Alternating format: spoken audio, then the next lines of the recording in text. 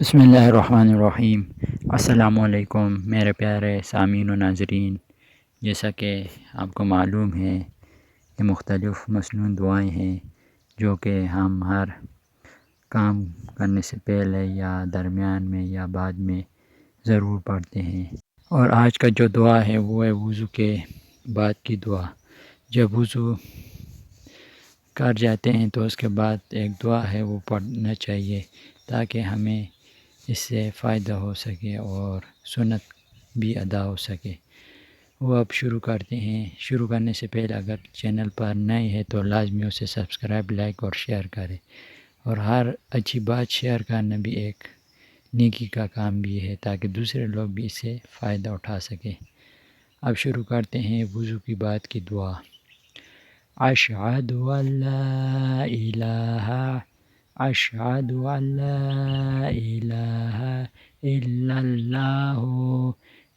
اللہ وحدہ لا شریک لہ وحدہ لا شریک لہ واشہد ان محمدا واشہد ان محمدا عبدہ ورسولہ۔ اللہم اجعلنی من التوابین اللہم اجعلنی من التوابین واجعلنی من المتطہرین واجعلنی من المتطہرین۔ سبحانک اللہم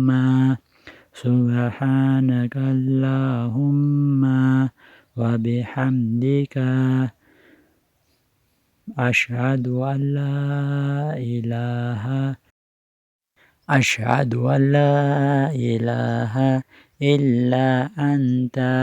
الا انت استغفرک واتوب الیک استغفرک واتوب الیک۔